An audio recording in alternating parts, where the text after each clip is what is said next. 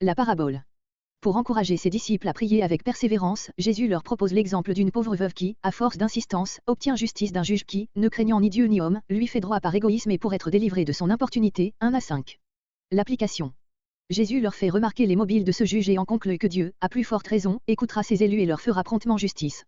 Mais le Fils de l'homme à son avènement trouvera-t-il la foi? 6 à 8. Verset 1. Verset 1 à lui la parabole du juge inique. Verset 2. En ces termes, grec disant. Cette parabole se trouve dans un rapport intime avec le discours prophétique qui précède. C'est ce que Luc indique par l'expression qui lui est familière, il leur disait aussi. De plus la nécessité de la prière persévérante et sans découragement, résulte des dangers qui environneront l'Église et chaque âme individuelle dans le dernier combat qui précédera l'avènement du Sauveur. La position des chrétiens dans le monde leur fait du reste éprouver en tout temps ce pressant besoin de la prière, sans elle chacun d'eux serait semblable à cette pauvre veuve, opprimée et destituée de toute protection. Verset 3. Verset 3. Ainsi, d'une part, un juge qui n'a aucune crainte de Dieu et aucun égard pour aucun homme, qui, par conséquent, sera sans conscience et sans cœur dans ses procédés, d'autre part, une pauvre veuve affligée dans ses affections les plus intimes, et, en outre, opprimée par sa partie adverse, tels sont les personnages en présence. Ce que la veuve demande, ayant le droit de l'attendre d'un juge, ce n'est pas une vengeance, comme le disent nos anciennes versions et même celles de Lausanne, mais, grec, sa délivrance par la justice. Il en est de même au verset 7, émoticône n'en croyant pas ses yeux. Et l'évangéliste, en mettant le verbe à l'imparfait, elle venait à lui, indique qu'elle avait réitéré souvent et longtemps sa prière. Verset 4. Ce fut là le moyen de sa délivrance. Verset 5. Verset 5. Grec, me frapper sous les yeux. Ce mot se retrouve une seule fois encore dans le Nouveau Testament, 1 Corinthiens 9.27, dans le sens général de traiter rudement. Les interprètes modernes prennent le mot au propre et supposent que le juge exprime ironiquement la crainte qu'elle ne finisse par se livrer à des voies de fait. Il est pourtant plus naturel de l'entendre au figuré, me tourmenter, me rompre la tête. On peut traduire aussi, qu'elle ne vienne jusqu'à la fin. Le motif égoïste invoqué par le juge est bien en harmonie avec son cynisme, il avoue n'avoir ni crainte de Dieu, ni égard pour personne. Verset 7. Écoutez. Faites attention, ce juge injuste, grec juge de l'injustice, comparé Luc 16.8, dans son égoïsme, a pourtant fini par accorder à la veuve ce qu'elle demandait. Et Dieu, le Dieu juste et miséricordieux, fera-t-il moins pour ses élus, ses enfants bien-aimés, qui, du sein de l'oppression, crient à lui jour et nuit?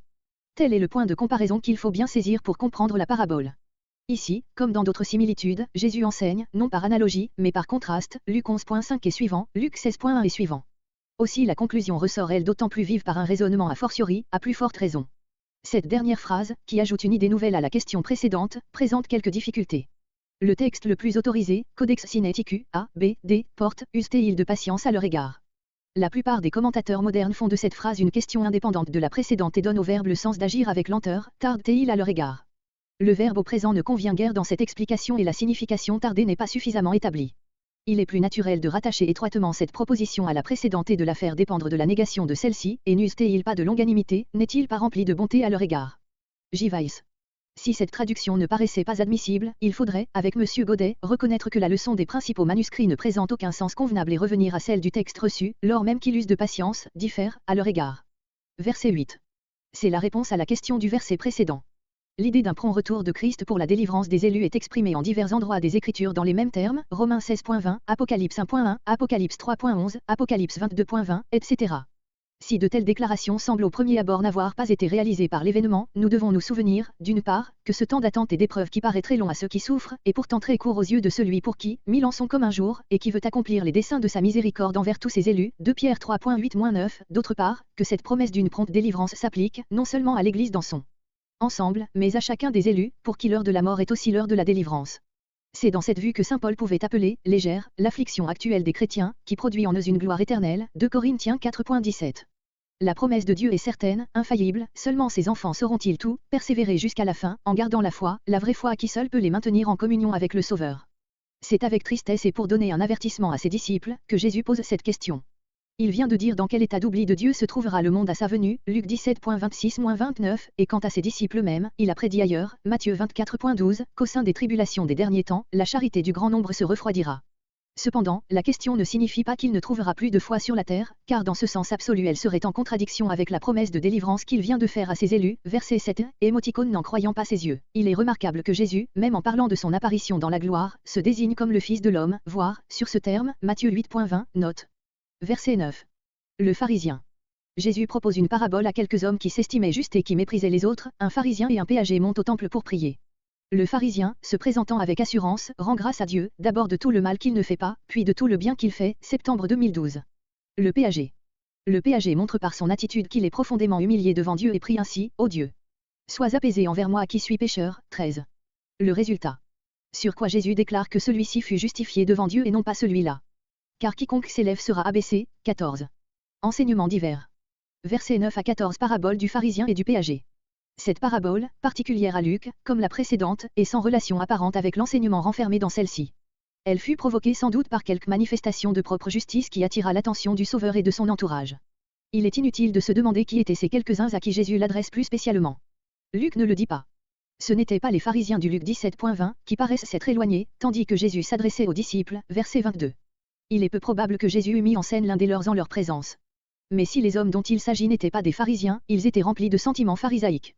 Ils se persuadaient qu'il était juste, ou suivant une autre traduction, ils se confiaient en eux-mêmes, pensant être justes, et méprisaient les autres. L'orgueilleuse propre justice était l'esprit même de la secte. L'homme est toujours disposé envers ses semblables selon qu'il l'est envers Dieu, humble et repentant, il les estime plus excellents que lui-même, Philippiens 2.3, propre juste, il les méprise. Verset 10. Voir, sur les pharisiens, Matthieu 3.7, note, et, sur les péagers, Matthieu 5.46, note. Jésus met en présence ces deux hommes dont les dispositions morales sont aux deux pôles extrêmes de la vie religieuse et leur fait exprimer clairement leurs pensées.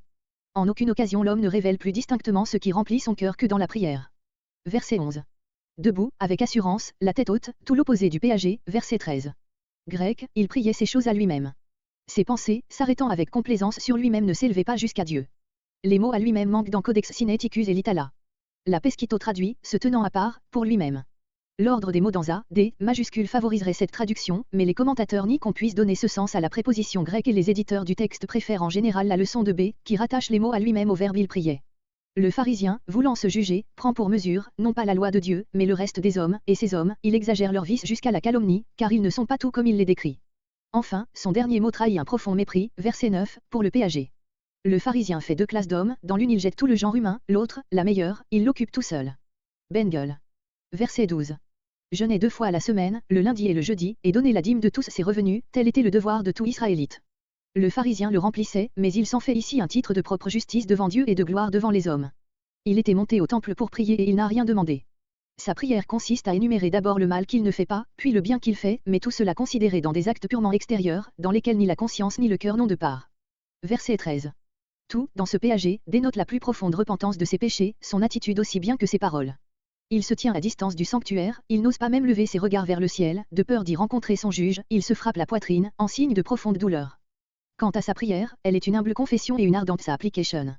Elle n'use pas de beaucoup de paroles, elle est un cri de l'âme. Le mot que nous traduisons par soit apaisé signifie soit réconcilié ou propice, dans le sens que nous attachons au mot propitiation. C'est l'idée du pardon complet, accordé par la miséricorde de Dieu. Verset 14. Le mot justifié doit être entendu dans le sens que Paul lui donne toujours, être déclaré juste, tenu pour juste de la part de Dieu. Le péager, en s'en retournant, emporta dans son cœur la douce assurance du pardon de tous ses péchés, avec la paix de Dieu. Nous voyons par ce passage que la grande vérité de la justification du pécheur sans les œuvres de la loi n'était point exclusivement propre à l'apôtre Paul. Jésus la révèle clairement ici, bien plus, elle était connue aux fidèles de l'Ancien Testament, Genèse 15.6, Ésaïe 53.11, Jérémie 23.6. Le mot traduit par plutôt que celui-là, présente dans les manuscrits 3 variantes qui toutes signifient que le pharisien ne fut pas justifié. C'est une tournure hébraïque, équivalent à une négation, comme Psaume 118.8. Il est bon de se confier en l'Éternel plutôt que dans l'homme, plutôt que dans les princes, c'est-à-dire qu'il n'est pas bon de se confier en l'homme, dans les princes. Luther. Voir Matthieu 23.12, Luc 14.11, note. Verset 15. Les disciples les repoussent. On présente à Jésus les petits enfants même, afin qu'il les bénisse. Les disciples s'y opposent, 15. Jésus les accueille. Mais Jésus appelle à lui ses petits enfants, disant, laissez-les venir à moi, car le royaume de Dieu est à qui leur ressemble, pour y entrer, il faut le recevoir comme un petit enfant, 16, 17. Versets 15 à 17 Jésus bénit les petits enfants. Voir, sur ce récit, Matthieu 19.13-15, Marc 10.13-16, note. C'est ici que Luc rejoint la narration de Matthieu et de Marc, après avoir suivi son récit du voyage de Jésus depuis le Luc 9.51, voir la note. Jésus se trouve encore dans la Pérée, s'avançant vers Jérusalem. L'expression de Luc, on lui présentait même les petits enfants, grecs les nourrissons, montre qu'alors l'influence de Jésus était telle, que des parents, après avoir reçu de lui de grandes bénédictions, désiraient qu'elles s'étendissent jusqu'à leurs petits enfants. Le verbe à l'imparfait, comme dans Marc, semblerait indiquer que ce fait se produisit plus d'une fois. Verset 18. L'entretien avec le chef. La question. Un chef de la synagogue nommant Jésus, bon maître, lui demande ce qu'il doit faire pour hériter la vie éternelle, 18. La réponse. Jésus repousse ce titre, Dieu seul est bon. Il renvoie le chef au commandement de la seconde table de la loi. Celui-ci affirme les avoir observés dès sa jeunesse, 19 à 21. L'épreuve. Il te manque une chose, lui répond Jésus, vends ce que tu as, distribue-le aux pauvres et suis-moi. Mais à l'ouïe de cette parole, il devint tout triste, car il était très riche. 22, 23. Déclaration de Jésus sur le danger des richesses. La difficulté du salut. Voyant qu'il était devenu tout triste, Jésus dit combien il est difficile que les riches entrent dans le royaume de Dieu, un chameau passerait plutôt par le trou d'une aiguille. 24, 25. La possibilité du salut. Ses auditeurs ayant demandé, qui peut donc être sauvé? Jésus répond que ce qui est impossible aux hommes est possible à Dieu. 26, 27. Déclaration de Jésus relative à la récompense des disciples. Le renoncement des disciples. Pierre constate que, les disciples, ont quitté leurs biens et ont suivi Jésus. 28.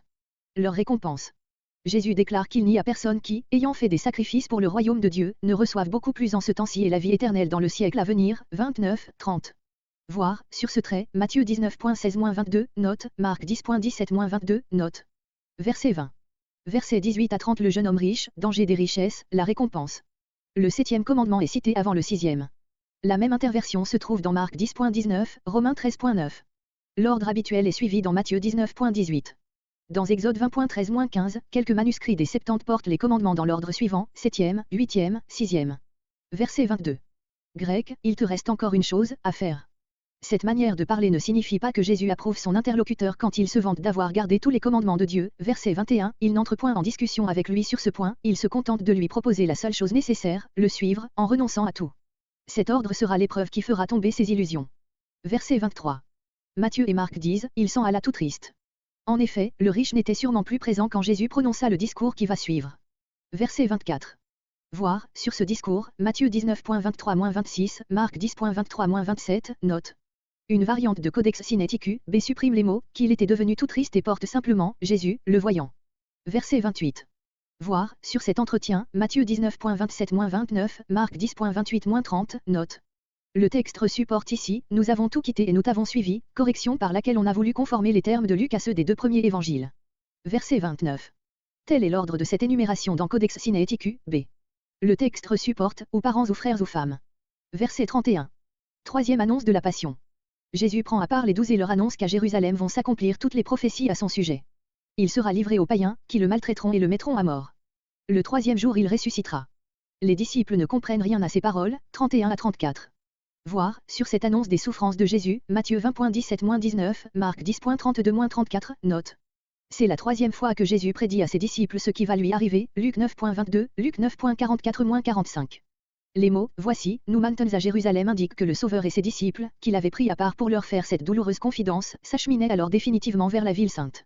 Ils en étaient même déjà assez rapprochés, verset 35. La fin du verset est susceptible de deux constructions, les choses écrites pour le Fils de l'homme seront accomplies, ou les choses écrites seront accomplies pour le Fils de l'homme. Verset 34. Luc exprime ici en termes plus forts encore qu'ailleurs, comparez Luc 9.45, l'inintelligence des disciples, qui se refusaient à entrer dans la pensée des souffrances et de la mort de leur maître. Ils ne pouvaient pas ne pas comprendre le sens littéral de ces paroles, mais c'est précisément ce sens littéral qu'ils ne voulaient ni croire ni admettre, parce qu'ils confondaient toutes leurs idées et leurs espérances terrestres. Ils cherchaient donc probablement quelque signification symbolique à la déclaration de Jésus, comme si elle eût été une parabole et ils n'en trouvaient point. Verset 35. Sa rencontre avec le Sauveur. Comme Jésus approche de Jéricho, un aveugle, qui mendie assis au bord du chemin, apprenant que c'est lui qui passe, s'écrie, « Fils de David. Aie pitié de moi. » Et comme on veut lui imposer silence, il crie encore plus fort, 35 à 39. Sa demande exaucée. Jésus commande qu'on le lui amène et lui dit, « Que veux-tu que je te fasse ? » « Seigneur, que je recouvre la vue, » lui répond l'aveugle. Jésus lui accorde sa requête et à l'instant, il est guéri. Il suit Jésus et le peuple, témoin de ce miracle, loue Dieu, 40 à 43. Jéricho. Verset 35 à 43. L'aveugle guéri à Jéricho. Verset 36. Voir, sur la guérison de cet aveugle, Matthieu 20.29-34, Marc 10.46-52, note. Sur Jéricho, voir Luc 19.1, note. Verset 43. Cette double remarque, que l'aveugle guéri glorifiait Dieu et que tout le peuple, témoin de cette scène admirable, se joignait à lui pour donner louange à Dieu, est particulière à Luc.